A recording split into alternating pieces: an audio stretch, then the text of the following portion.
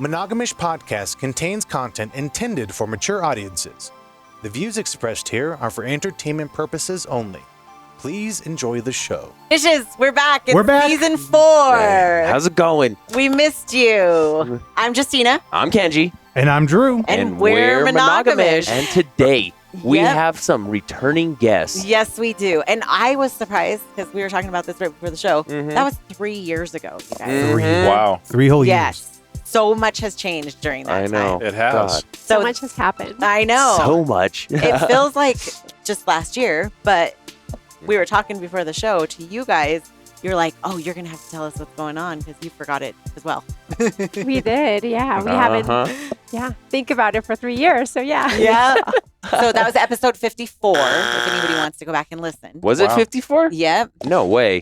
Get on with it! Yes, get on with it! Hey, We'll look it up and link it down in the show notes. and Vera, welcome back, you guys. Thank you. Awesome to be here. Cheers. Cheers. Cheers. Cheers.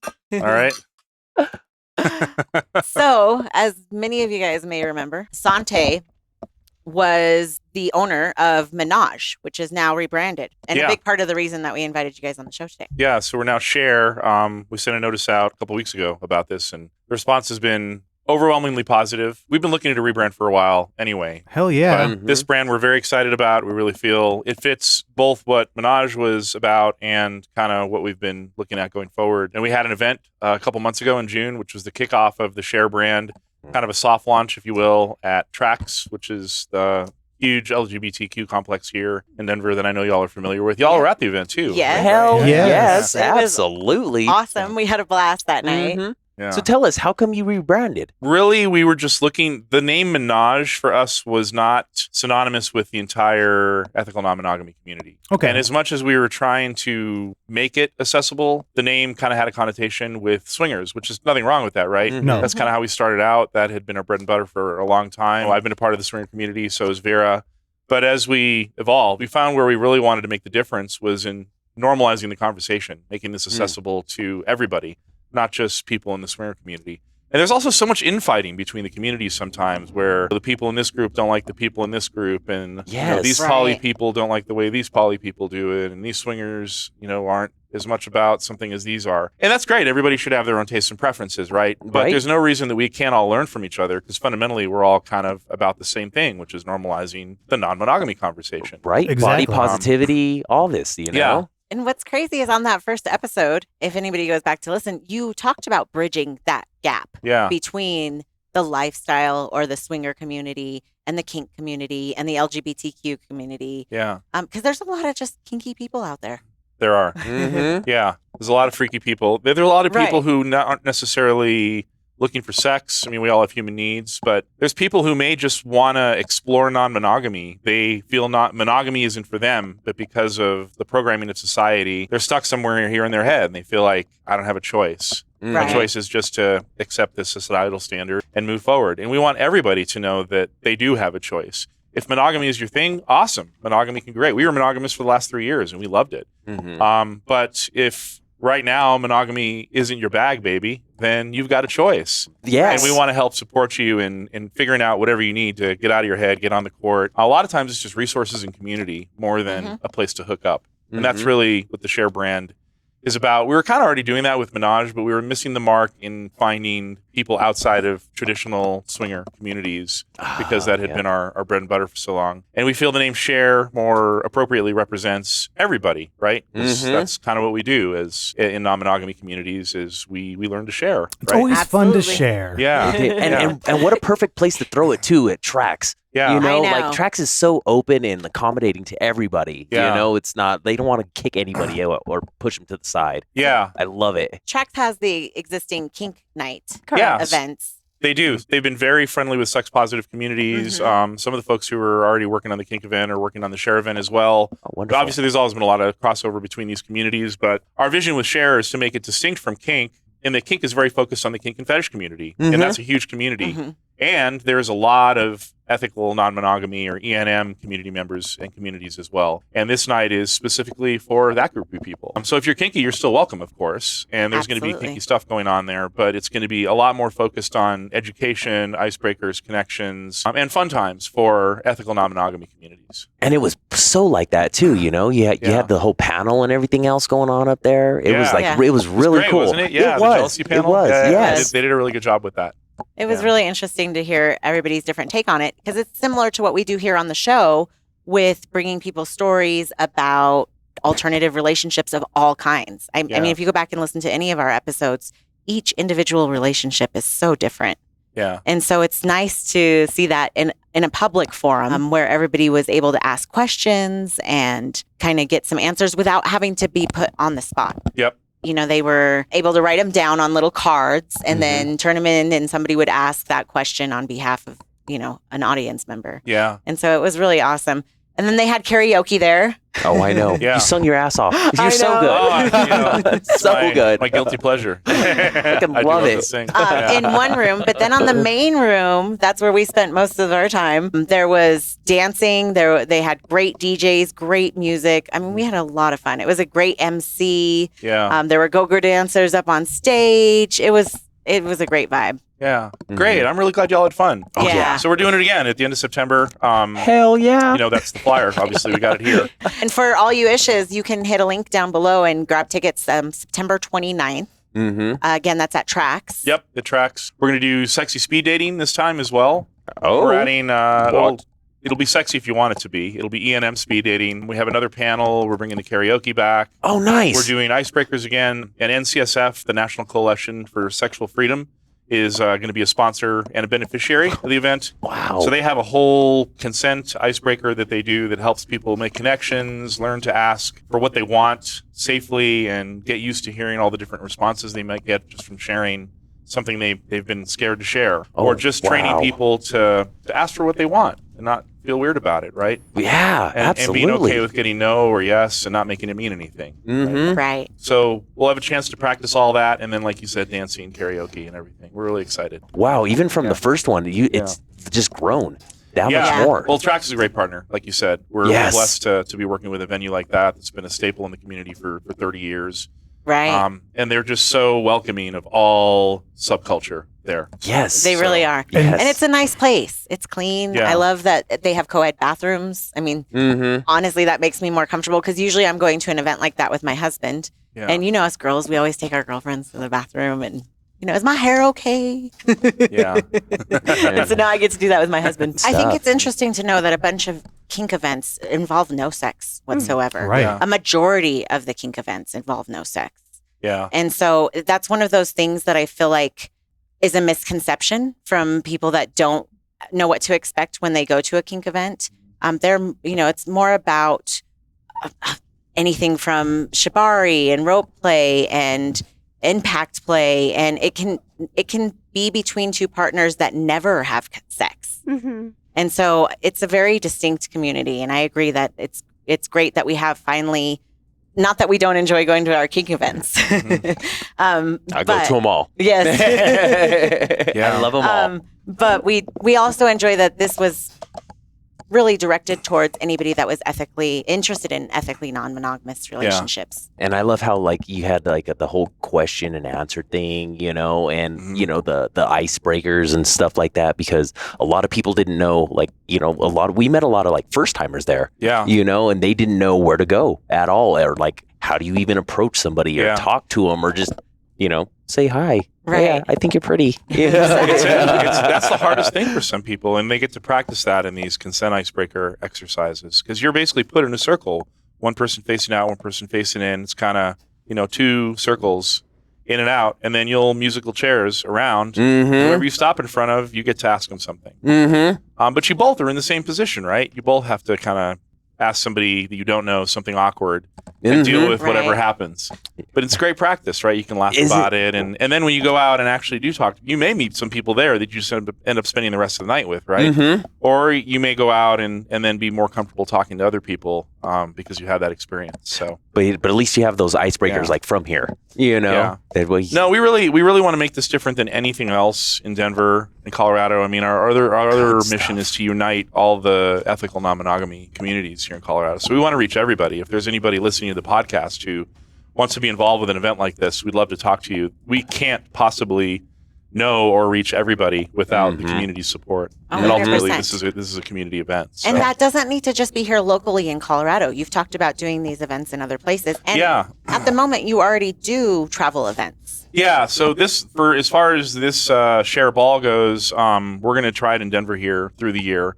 We've had some interest, and I don't want to name anyone, but we definitely have had some interest in bringing this national. And would love to, but we really want to focus on Denver first. Right. We don't want to try to grow too quickly. We have a great thing here, and we want to focus our attention on this and make it amazing. And then using that blueprint, we can kind of grow it nationally. Yeah, and Denver has a really good, background in all this stuff. Yeah, we really do. We have an incredible community here, very supportive. A lot of ethical non-monogamy here, too, or people who are curious about that. Right. Absolutely. Yeah, so Monogam-ish, if you will. Right? So, Vera, how are you involved? Oh, well, I'm just a cheerleader. Yeah. There you That's go. exactly what I was saying. She understates her role Well, big time. It's funny because I'm working 3 days a week, and the rest of the time I'm just hanging out in the sofa, sometimes naked, and I overhear Sante's conversations with everybody else. And then at the end of the day, I'll say, "Hey, sweetie, I have this idea," and then I'll like let him know, and then he'll talk to his team, and there sometimes happen to be good ideas. You have a lot of great ideas. Get out of here. You undersell yourself so much. You know what? I'm just hanging on the couch naked. And Right? throw lob home run ideas at Sante all day long. So I don't know if you remember this, but last time you came and you talked a little bit about Play Love. And you were sharing that she helped with a lot of the ideas with that too. She did. And she was kind of salty about the logo. Do you remember that? Oh, I do remember that. Yeah. And so did she help? Did you get to help with the logo planning? Not with the logo, but with the flyer. I thought about the bed. Okay. And people laying together and sharing. Yeah. And then obviously he has great people to create this. Right. I just think of, hey, people in bed with the flag. And they create, and because we're in tracks, like some of the people are. Why don't you pull up the poster? It's a little bit bigger. Yeah. Well, the people aren't on the poster, so you won't be able to see it. So that's part of it. The idea is to show, diversity and, people having a good time in bed together, obviously. Right. And But just to be clear, Share is not a play event. Yeah, it plays available if you want it. We have a hotel partnership across the street with the CatBird. Okay. And a lot of folks who are on Cassidy and other sites booked rooms there. Cassidy sponsored a suite there. So if that's what you're looking for, it's absolutely available. Right. But if you're not looking for play, if you're just looking to make connections or learn more about ethical non-monogamy or dance, or that's really the selling point of this event is it's not at a play club. Right. And a lot of E&M events are at play clubs or not takeovers where you can get all these different elements in one event. Okay. Yeah. A selling point too for me was that everybody showed up very similar to a lot of ethical non-monogamy events that we've gone to in what they wanted. So even though it's called a ball, there was people in long dresses, short dresses, lingerie type outfits. There was even a goth ball going on next door. So some of those people would come in through as well. We have folks going from one to the other back and forth. Even though we had separate tickets. Some people bought tickets to both events. And because both was great. It's all about expression. So cool. So how you feel sexy and how you want to attract your sexiness. Exactly. It's all about expression. Exactly. And that's one of the best parts of the lifestyle and all of these events is being able to express yourself and show up however you want. I mean, we always joke around that, Mr. Fullwood only has two wardrobes. This one, his Ken outfit. Ken outfit. Business in the front, party in the rear. Right. Yes, you know it. Or during the wintertime, his 3-piece suit. You look very handsome always. Thank you. I thank you. And so no matter what season it is, he can fit right in. Yeah. Right? I try to. Get in where you fit in. Right.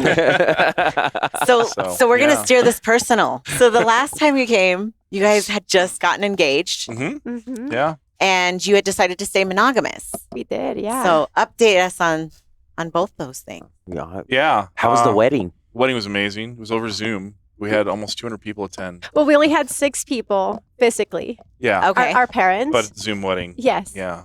Oh, I love it. Interesting. Oh. I Very love it. interesting. So it was right during the pandemic, right? And so 2021, the beginning of 2021, Valentine's Day actually, is the anniversary of my father's death. It's also my parents got married on that day. And her parents just happened to be visiting from Mexico that week Wow. too. So it's we like just, it's now or never. well, I Right. guess it's happening on Valentine's Day. The world was ending, right? Right. Right. Oh my God. So How cool. we went to my parents' house in Boulder. Her parents ended up staying there for a few days, and then we scheduled a Zoom wedding where pretty much everybody, in our inner circle dialed in. A lot of people from Mexico, From Korea, Taiwan. Taiwan. Wow. Oh, that's awesome. Nice. All over the world. And Yes. I cooked up a storm. We ate up too much champagne. Ate way too much. You never drink too much champagne, but. Oh, well, congratulations, Yeah, yeah. you guys. Yeah, Thank right you. on. So, what's right your on. anniversary? Is this your 3rd year then? Yeah, it'll be 3 next year. Next year. Yeah. Okay. Mhm. Valentine's Day is our Mhm. anniversary. Oh, that's So it's awesome. easy for me to remember it. you know. Yeah, Yes. right? Can't forget it. Can't forget Valentine's Day. Everybody's telling me about that. And, oh, baby, look what I got you. No. That's awesome. Well, congratulations, you guys. I Yeah. know. Thank you. Thanks. Right on. So at that time, you were a little bit nervous, I guess, about being monogamous and what the community was going to think. Yeah, How did that end up going? it went great. I mean, I think it went great. Do you? Yeah, I don't think business Yeah. really people didn't care. They love us Right. from who we are, Yeah. and Right. we're still supporting. So it wasn't like we were judging. It was just we were building our own Yeah. relationship and that trust and that communication, and we're still doing that. But it was really nice. We enjoyed that time and just it felt like a honeymoon forever. Oh, Like, it was just like- Oh, wow. It was really nice. Yeah. And I was in school, so I had very little time and stress, and then school finished. So then we started talking about, hey, what would you open again? Mm-hmm. Okay. Okay. awesome. So when did you guys open your relationship? We've dabbled a little bit over the last 3 years. But 2 years. 2 years, I guess. Yeah, I don't know. But it was recently. Okay. Yeah, Okay. right around Naughty New Orleans time frame. Oh, nice. Yeah. Nice. Yeah. And And we'd been talking about it for months, honestly, because her school was ending, and Mm-hmm. you had um, even been talking about it then, like yeah. as a future thing. yeah. But I really appreciated that, we talk about it on the show all the time about foundation Yeah. and having, that trust built, especially after your ex-husband Mhm. and everything that you had gone through, having that trust built and being able to feel comfortable going in together as Yeah. a unit makes it much more successful, I believe. Yeah. Mm-hmm. Yeah, I can't, compare Sante with my ex. Sante has never lied or cheated. He always Right. tells me. So it was very Well, as far different. as you know, anyway. That's how you get in trouble, sweetie. No, we just needed to know what each of us wanted to each other. Because when we met, we were still getting through our previous divorces. Mm-hmm. Right. So we were like, yeah, we were both in the lifestyle. We can do this. But what we were setting up wasn't something that we were both happy. And now we're starting to talk and Mhm. figure it. And we're still figuring out if what we're looking and what we're getting is what we like. Right. Okay. Okay. Oh, that's so awesome. Ah. Well, you're glowing, so you I must know. be happy. Right? Uh-huh. It's not the vodka. I can tell you that. No, it's been great. We did it right. I think there's too much stigma, I guess is the word, where people feel like they have to. And I mean, I had it too. We talked about it on the last show, Mhm. obviously, where people feel like they have to play. They're going to be in this community, or Right. they have to be non-monogamous, or they have to be woke and deal with jealousy the right way. Like there's this expectation. People put the expectation on themselves to be a certain way. Right. Mhm. We do it everywhere in life too, right? But we definitely do it in this community. Oh, And I for think sure. you can it's fluid. That's one thing that from almost 20 years of doing this, I've gone through a lot of different phases. I know Vera has too. She's been exploring her sexuality for a while now. And it still was great logging being it? monogamous. We loved being monogamous. Oh, well, I lasted in the fire. Yeah. Oh no, your logbook. Do you remember what number you were on? I did. Okay. So I actually texted previous friends. I'm like, do you remember which number were you? Because I know you were, but I don't know which number. Are you or trying which to day. recreate your sex journal? Trying, yes. Oh, I love it. So I'm reaching out. I reach out to 27 and 14, and I have like a gap around there. The new one is 30. That's incredibly admirable, actually. I love it. I I'm love like it. 30. That was like 1992 for me or something. Oh my gosh. And you know what's crazy? If we're all being honest and we're going to play the numbers game, I just barely hit double digits like last year. 10. That's great. Oh, Right? wow. And so that's the thing with the lifestyle. Yeah. It's like I heard an analogy one time that just because I cook a lot of meals doesn't mean I'm a chef. Mm-hmm. And just because you've had a lot of partners doesn't mean that you're good at Right. Right. That's very Right. true. It just doesn't work that way. And it's the same thing. Like I've always wondered, how is a slut differentiated? Does she have multiple partners in a lot of sex? Yeah. Or does she just have one partner that she's fucking all day like a rabbit? Yeah. Or a little from column A and a little from column B. Yeah, Exactly. right. And so that's the same thing with the lifestyle or with having alternative relationships. You guys can ebb and flow. There's times that we've been busier in the lifestyle. There's times that we've been less busy. There's Yeah. people that play once or twice or 3 times a year. There's people that play 3 times a week Yeah. or 3 times a day. Yeah. Yeah. There's no there's no parameters. You get to make those You up. get to make the rules. That's it. Yes. And one thing that sometimes I have noticed is that you can meet someone, and then over the years, you eventually landed in actually the bed. But it was the year that make you still being friends, trust, Right. That's right. all those things. And that's really nice. I feel like it's not only, and it's fun just randomly going to the bed as well. Mm-hmm. But just different faces for everybody just fits well. And that's why tracks is Right. really nice because you can get to know people. Yes, Right. absolutely. And, build that foundation. Yes, yes. Mhm. Actually get to know You got to somebody. do the dance. Yeah. Right. That's it. Yeah. So besides tracks, you guys also have events that you throw throughout the year. The Yep. next one is So we are currently on hold with global events. Our next one was going to be in Vegas, and unfortunately, our hotel partner decided to pull the plug on that event. By the way, We do have one, yeah. So we have another project called By the Way. By the which way? is, I love how she just threw that in there. Wait a second. and that's going to be an event in Pittsburgh in January. Pittsburgh. Yep. So we went out there for Oh. this. there's an amazing swingers club. In Pittsburgh. In Oh, Pittsburgh. really? Yeah. Really? We should go. It's Oh, it's wow. like we said, beautiful. There's like a nightclub and then the play area. It's beautiful. It's called the Body Shop. Okay. No. Oh, way. Body Mhm. shop. And They have an old car, a Yeah. decoration. Okay. You know, men likes cars Yeah. and women. It's very pretty. It's all about the curves. It's Yeah. So we already went twice, and we're going third time in January. Yeah. Oh, nice. Oh, wow. So the owners are very supportive of the bi. It's mostly bi swinger lifestyle community. Okay. Okay. Obviously open to everybody, but really the goal of By the Way is to provide a space for all genders to be out about their bisexuality, pansexuality, and mostly I centered love it. around the historic. It's kind of going away now, but still exists in some places with the stigma that it's okay for women to be bisexual, but not for men to be Right. bisexual in the lifestyle. Right. And I've always been out as a bi guy. There's this group was founded originally on Lifestyle Lounge, but then Cassidy took it over. And they have a By the Way community with, I want to say, almost 4,000 people in it now. Wow. And we took it over and started promoting it again a few months ago and have almost doubled the size of the community. Cassidy's made it a featured community again. And we that's started awesome. looking for clubs who are open to this concept. Yeah. Because we've done it in Denver at a club called Moonlight, which is a small play club here That's in a town. Denver Freaks really? guy. Yep, that's where the Denver Freaks do their Oh, thing. nice. Yeah. Okay. So we did an event there back in June, which was successful. We're going to be doing another one in November, and then we're doing this thing in Pittsburgh in January. Do you remember the date, baby? I think it's the end of it. It's the last week of January, Friday or Okay. Saturday. I have to look it up here Okay. before we're done. We'll link tickets for that event as Yeah, well. but Yeah. definitely. Yeah. And we're looking for other. We brought a buy room to Naughty New Orleans in June. Oh, And, you know, nice. we'll How probably did be that go? doing them. It went great. Yeah. Right Huge. on. They had a huge space set up just for byplay, and we put a banner up in there, and so yeah, we're really excited about this concept too. We've had a lot of folks really interested in that.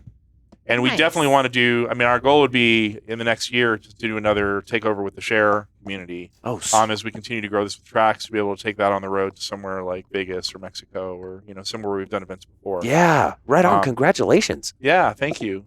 Right but on. Denver's our home, and that's really where our focus is right now. Mm-hmm. We want to really bring this community together here, all the E&M communities, and have them share knowledge and connections and everything that we know is possible through this kind of thing. I love it. I think Denver's so diverse, with everybody coming from everywhere else, and they're just so open, here, no matter what, you just come however you want, and come as you are. Come as you are. And it's surprising too, because you would think in Vegas, of all places, that they wouldn't have an issue with something like this. You would think. Right? Isn't it? What happens here stays here. Isn't that their whole... Yeah, like even 20 years ago. I talked to someone that's a trans, and they were telling me that it's illegal to be trans in Florida. Like walking down the street, you can get in trouble. Really? Right now. Wow. Yeah. What the fuck? So they have to hide or get dressed inside of the club. So I feel like sometimes Denver forgets about that we have a privilege Yes. in our state and political. What kind of shit is that? This is 2023. They came to Pittsburgh so that they could cross-dress and be out without worrying about being arrested. It's crazy. In 2023, right? Right. 2023. It's like they're going backwards. Exactly. God. It's unfortunate. And it is so weird, because when you hear that, you're like, damn, I thought, like Florida would open for trans. Right, and Pittsburgh would be the one that's like, whoa, Right, yeah. blue collar town. They're just like, hey, steel hey, curtain, bro. bro. Yeah. No, not at all. No. Very open. Interesting. Wow. Great community. Great community in Pittsburgh. Oh, man. Yeah. So you had the Naughty in New Orleans, you said, in June. How did that go? Amazing. Yeah, the record year. Congratulations again. This was not this is a partner event, so we support it, and I go down and DJ. Really, we're going down mostly to have fun. Okay. I DJ a lot, and we do some stuff with our partners down there during the event. But it was a blast. Oh man, we haven't gone down to that one yet. Nope, not yet. Nope. Next year It's on our list. Yep, next year it's on our list. So next year's the year. Uh-huh. We'll be Right. there, and y'all can join us then. Hell Have a great time. And Yes. Burning Man too. We're definitely going to Burning Man next year. We're renewing our vows. Yeah. Oh, that's awesome. Oh yeah. It's going to be over Zoom though at Burning Man, so you're going to have to know I'm kidding. It's a new tradition now. You gotta do it all over Zoom. There's so many better options. Yeah, there are. Oh my gosh, that was too funny. I was, what the fuck? So did you get your naughty girl necklace in New Orleans? I did. I was given to it. I was dressed that's appropriately, awesome. so I got it. Hey, Yeah. love it. Good Dressed stuff. appropriately, like you were dressed or you were undressed. That's the real question. That's a column A and B answer. It's not an either or type scenario. I don't think. So what would you say are the biggest challenges with trying to get these events? Like if people are listening that are open to the lifestyle and that maybe own venues or have hotels or because you'd be surprised at the spread of people that are in the lifestyle. Come from all walks of life. Yeah. And so what challenges do you face with Share and that you faced with Menage with holding these events in places? It's a great question. Stigma is probably the biggest thing. So, and how people respond to that, whether it's a business worrying about their reputation, if they get a bad Yelp review or something around a swinger party that happened there, or a guest bumped into, rowdy guests, and then they blame it on our group. Even though they'll have people partying in there every weekend, it could be anything. Right. Just the fact that there was a lifestyle group in there sometimes will bring that backlash. Right. Sometimes it doesn't even take that. Sometimes it's a call from a concerned citizen, somebody from the city. We've dealt with this in Vegas often, where we've had even in Vegas. Really? Yeah, where the city or the county will put political pressure on the venue to shut us down. We were just shut down in Vegas this year. With Sin City, we've been doing this for 12 years. Yeah. And had a hotel that we worked with successfully last year. No problems. Brought them great revenue. We were all set, and agreed for this year. And they'd been taking bookings, and then just decided to pull the plug on the agreement. Really? For no reason. No notice. I was gonna say no notice. It was anything. actually when we were at Naughty New Orleans. I was DJing on the rooftop, having a great time. And, what a and he bummer. texts me, and then the owner of the hotel, in Vegas, texts me, "I need to talk to you." And said, "We're not going to be doing your event. You got to be kidding me." Right. And what can you do, right? Right. We can litigate. We talked to our lawyer, and they said go back and sue, but that's not going to have the event happen. Yeah. Right. So there's nothing we can really do for our guests in a situation like that. We might get something from them down the road, but that doesn't solve that. That we just have a lot of disappointed guests in those situations. Oh yeah. So that's really what it is. It's stigma. What people are afraid might happen because this community hasn't been normalized the way, say, LGBTQ plus has been recently. Right. And obviously there's still a long way to go there as well. I'm not saying everything's solved there. And I feel like sometimes that's why we started participating on the Freedom Parade. Yeah. So, I mean, that's why we have a Sexual Freedom Parade in New Orleans, to try to replicate what has worked for the Rainbow and the Pride communities. Pride was huge this year. We had at Denver Pride I know. more corporate yeah. sponsorship and more local sponsorship record than any year. And it's been kind of like that all around the nation. But the sex positive movement hasn't been normalized at that level yet. Not So yet. there's At still a least lot of not stigma. here. Yeah, at least, Yeah. I feel like in Yeah. Europe, it's There's different problems. yeah, 100%. Are you guys still doing the Zoom meeting? I know that was something that you did during quarantine, where you had your online meetups Yeah. that were worldwide, We're not doing those as much anymore, just because there's not much of a demand for them anymore. right? Okay. People, now that the limits are down and people can socialize again, everybody would prefer to go out and meet in person. Oh yeah. But those were 100%. great. That was a great plan B for about a year when there was nothing going on. Right. Having that available through our site, and the folks we work with rallied quickly to get something like that in place, because there was restrictions on things like Zoom where they didn't want nudity on their platform. So Right. if you Really? wanted something secure and private to be able to chat or do freaky things, you had to go through this platform. Interesting. Yeah. Wow, there's so many restrictions when it comes to this stuff, right? It's crazy. Right. What do you look for in a venue when you're trying to host something?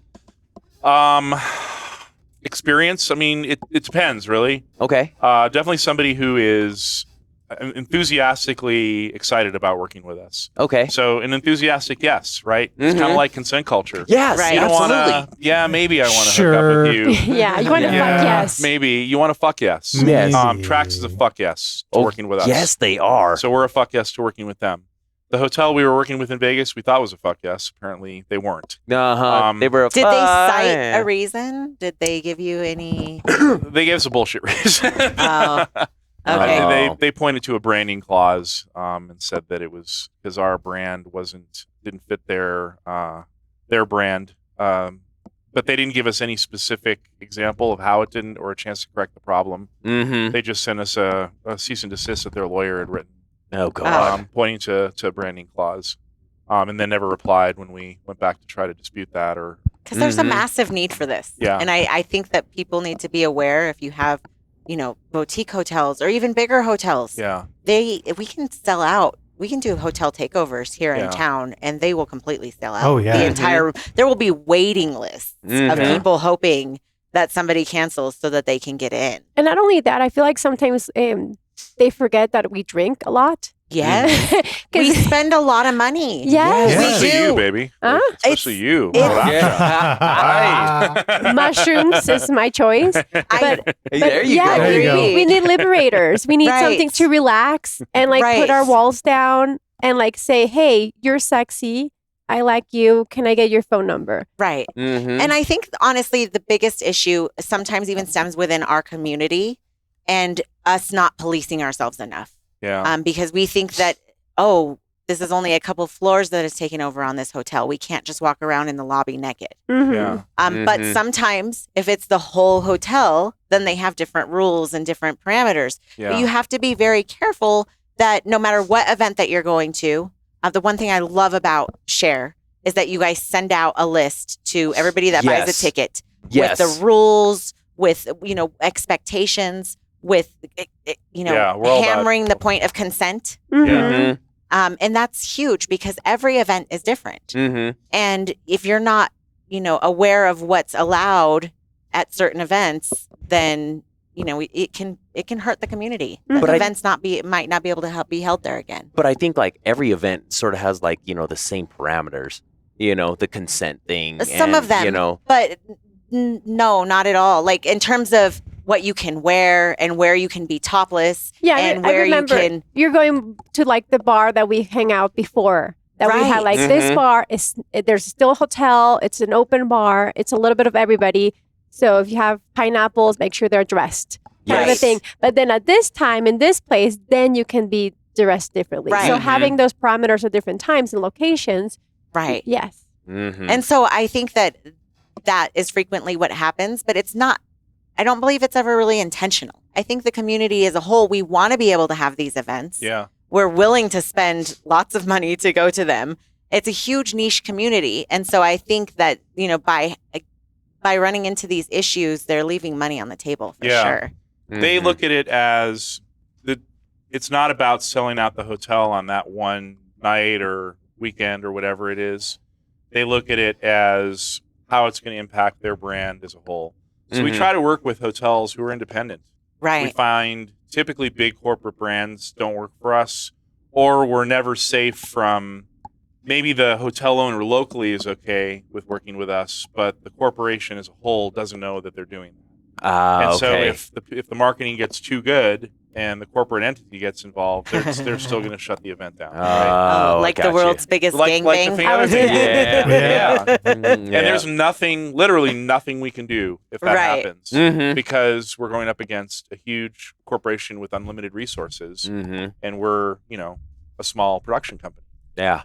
So sure, we can fight it. It might take years. We might get something. We probably will get nothing, and it doesn't help our guests. So it's better to just know the people we're working with are in it to win it from the start. They understand what we're about. They're in that community. The CatBird that we're working with Share is owned by the same management company that owns Tracks. So, oh wow, really? Yeah. Oh, okay. So we're, they know exactly what we do. There's no secrets there. We're not worried about them shutting us down. Right. Unfortunately, at this time, it looks like a buyout of that hotel is impossible. Hopefully, in the future, that might be. But like we said, with Tracks, the biggest challenge is stigma. And then the other biggest challenge we run into is community infighting, honestly. Really? Yeah. Wow. And I really hope that our communities can take an example from the LGBTQ plus communities and learn to work better together and accept each other, even if we don't have identical policies and procedures around everything. The fact that we're all really dealing with the same issues. Yeah. Fundamentally. Should unite us all. If we united, we would normalize kink and ethical non-monogamy. Well, and it's also the massive buying power if you united. Yeah. Because then a crowd that would be popular at this event will find out about this other event because, it's a huge community. Yeah. Yep. And it's unfortunately something that we even talked about in the first episode that you guys were on with us. Yeah. And it's been an issue the whole time that we've been in the lifestyle. And I'm guessing the whole time that you've been in the lifestyle. And it's unfortunate because we should all be supportive of each other. And the kink community, I would say has a lot more support within, inwards as well. But it definitely, the swinger lifestyle too, right? community, There's it does happen. And it always seems worse in your community, right? Right. It's, for 30 years of nightclub promotions, I can tell you it's everywhere. And not even just in sex positive communities. But if we could learn to work better together, I think remarkable things would happen. So when you throw these events, you end up hiring a lot of the staff that works them. How do you go about making sure that you're hiring people that are safe and that you can trust, and that because a lot of them, there's been a lot of issues within the community here locally of people that were very well trusted, and then it turned out that there was a lot of allegations from multiple people, and he had been respected in this community and worked for a lot of different events and was well known. Yeah. How do you work as a business owner or as an event thrower and planner? Yeah. How do you make sure that the people that you're hiring for those events are safe? You can never guarantee that. I mean, and I wish I probably not what you want to hear or anybody wants to hear, right? No. Right. But you can't. You do your best. You see who they've worked with before, and at some point you have to trust them based on recommendations, references, but and a lot of friendship and friendships, or if they work with you and you develop a rapport over time. we don't just put anybody in any role. We do have an interview process, and we do check references, and we do let people know we may run a background check. It's a more sensitive role, but you never know when you're going to run into a situation like the one you were describing. That's happened so many times to me and others that I've seen throughout my career, 20 years of doing this. And I think what's really important is how do you respond when it happens? And what do you learn from that? And what new structures do you put in place when it does happen? And we started working with National Coalition for Sexual Freedom, NCSF. They're an organization that's been around since the 90s that helps sex-positive organizations draft good consent policies, make smarter choices for their communities, figure out how to take reports if there has been a consent violation, and follow up on those thoroughly. How to train people to take those reports. So if somebody has been traumatized and doesn't feel safe necessarily coming to somebody, they can, our people are trained to deal with that sort of situation. Or we'll have multiple people. So if they're not comfortable talking to somebody because it reminds them of a predator they had to deal with, they can be somebody else on our team who they might relate to more, they can talk to. Or they can call the NCSF directly or report anonymously if they're not comfortable coming to us or to a venue we worked with or something like that. They've been invaluable in helping with this kind of stuff and helping us vet. And anytime we have a question where we're not sure, we have a team of admins that we already review issues and can usually resolve situations. But in tough situations, we can go to them and say, I don't know what to do here. What would you do? And they'll tell us, and we pretty much follow the recommendation, the letter. Yeah, that's cool. Right. The other great thing is if people in the community are concerned about our decision, we can let them know we have an objective agency doing this for us. Yes. The biggest problem I used to run into was people thought it was me making those choices. And in some cases it was. And that we were playing favoritism towards people who would be reported because they were friends of ours, we wouldn't take action. And in some cases that was absolutely accurate. So we had to stop doing that. We had to bring in an organization that's objective, third party. Right. And if I know somebody, I just step out of it at that point and say, all right, admin team, y'all got this because I know this person and I can't take this report. It's like a conflict of interest. Conflict of interest. Yes, that's good, man. You're recusing yourself. Yeah, and then ultimately what NCSF decides if we have a difficult issue, we'll let the folks who reported that know. If they're not comfortable with the decision, they can speak with NCSF or with us further, obviously. But we've never really gotten into that situation. Typically, once NCSF gets involved and makes a choice, they're very articulate about explaining it. We have great policies to back it up now. So just having all that in place and, how being prepared to respond to those issues when they happen is the most important thing. Yeah. That's so cool. Yeah. If you go to our website, it just says if you're attending this event, you agree to our consent policy. And if you click a link, it takes you right to the policy that they helped us draft. Oh, that's so cool. Yeah. Wow. And I think as a community too, we need to police ourselves. And I've said this multiple times before. Even if you hire the best security, even if you have, massive margins of security versus, attendees, they can't be eyes on everything all at once. And so if you see something that's not okay, you say something, even if you're not a party involved in that. Yeah, I feel like we have a good community that if we see someone else having issues, not saying the word no, but you see that it's uncomfortable, there's always like somebody else that will come in and say, hey, absolutely. Are you okay? Do you need to come out? Because sometimes people don't say, and then it's just, I have seen that before. Sometimes because I'm working in the backstage and I can just see how people react. And if I'm going to be clear, vanilla events that I've gone to or like regular, nightclubs that are just 21 and up and anybody can get in there and it's not a sex club are far more scary. They break the rules. There's far more issues. I can tell you every time I've gone to one of those clubs, I've had issues with consent or somebody just grabbing me or groping me or trying to kiss me or do stuff that would not be allowed whatsoever at any of the events that we attend. Last time we went to Red Rocks concert, somebody just came and grabbed my ass. And I was like, that never happens. And I'm naked or like very little clothing, lingerie, and that doesn't happen in their community. Right. I know. We always feel like way more safe and comfortable when it has like the sex positive communities. 100%. 100%. Because, there's already that established consent. And I'm sure that, if they've broken those consent rules, they're not going to be allowed to the next event. Oh, yeah. So definitely. you lose out on that. We already have very few options. So most people aren't wanting to break these consent close rules that door. and close that door. Mhm. Exactly. I'm pulling something up on my phone here, not because I was not wanting to pay attention, but we're actually doing this. Fits right into the stigma conversation that we were having earlier, because there is a stigma that people who are sex positive are freaky or doing this unsafely or we're breaking consent.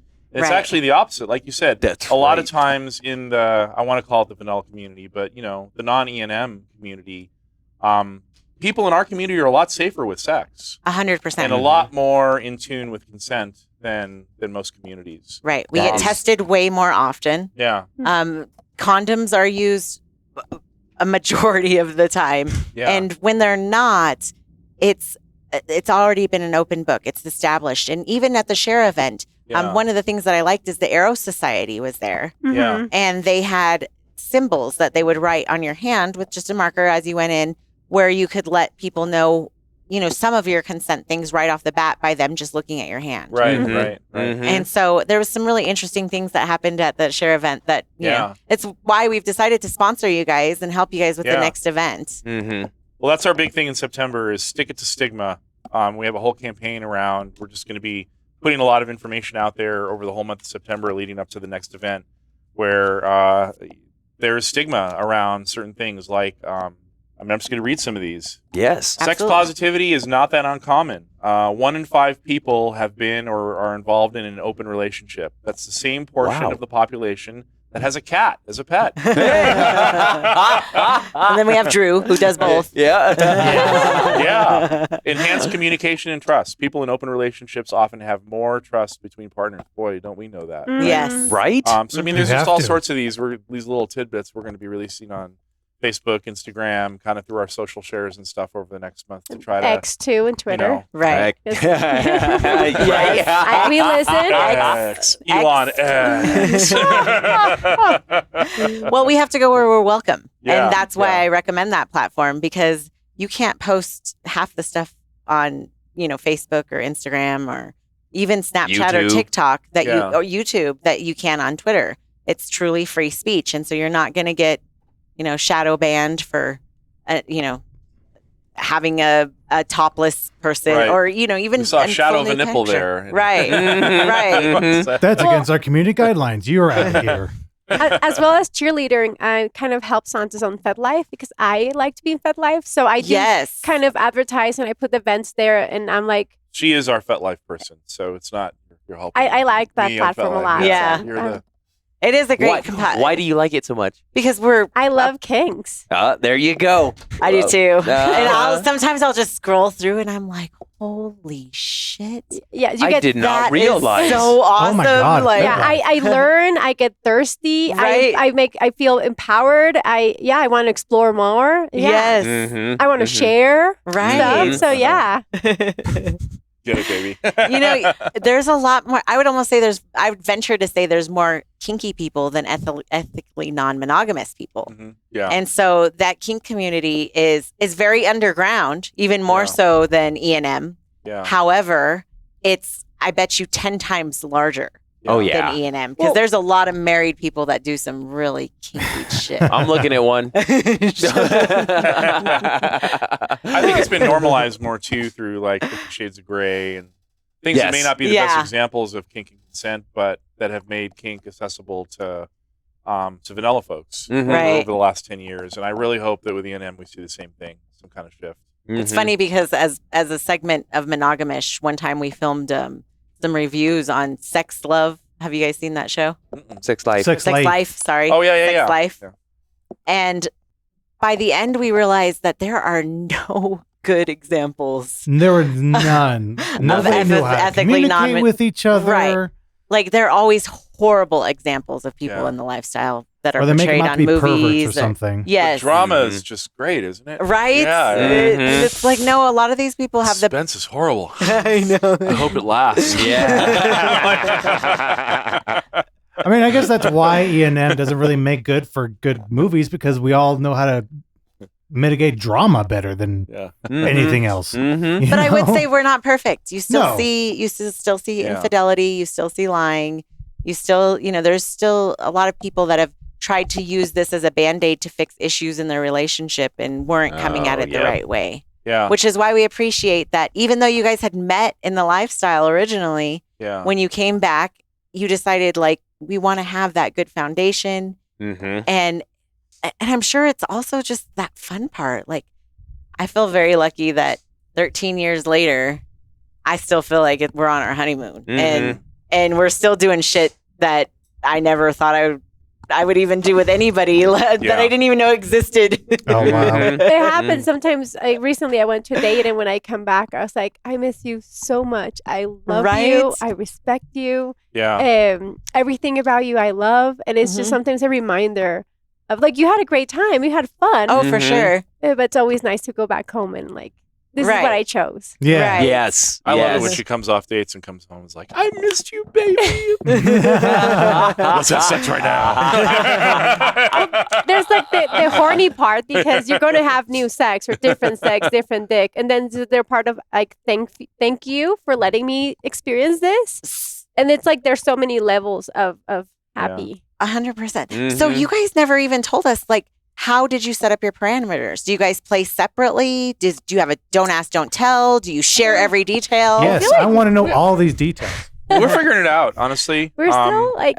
Yeah, and it evolves every time we have an experience. We just communicate. Okay. Yeah, we're like dabbling in a couple of areas, but we're still communicating and moving back and forward. Uh-huh. It's kind of like, That's awesome. Because, it's definitely going to go ebb and flow. Yeah. It's like, oh, sometimes I don't like that right now, but we'll try this over here, right? I mean, some basic ground rules. I mean, we use condoms. I have a list for that, too. Yeah, I mean, we don't have to go into the whole list, but it's basic, protect the relationship kind of stuff, right? Yes. Yeah. We both have veto power if we wanted at some point. And it's really just designed for us not to have our personal issues fester and then be out exploring until we figured this stuff out. Maybe down the road, it won't matter. But this is still new for us in this phase of our relationship. We weren't really committed this way the last time we were being open. We were dating and we were in love. There was no question. But there was still kind of a free-for-all. It's all about me. I haven't finished exploring. I know for me, and I know for you, you weren't really doing a lot of the stuff you wanted to do with me. You were kind of doing it on your own. So just having that new foundation of trust and communication, which is everything, right? Right. Has made a difference because we've both gotten triggered since opening up again. I believe it. We're able to talk about it and reassure each other whatever we need and then move forward. So, That's amazing. And that's so good to hear. Yeah. Because a lot of people, they get triggered and, things can go sideways. Or try to pretend they're not triggered, right? Right. Which we've all done, right? Right. Oh, yeah. I got to be a guru. But in it's, this story, whenever right? they're pretending and not say anything, just by hearing the breathing, I was like, I'm like, what's wrong, sweetie? Like, well, let me tell you. exactly.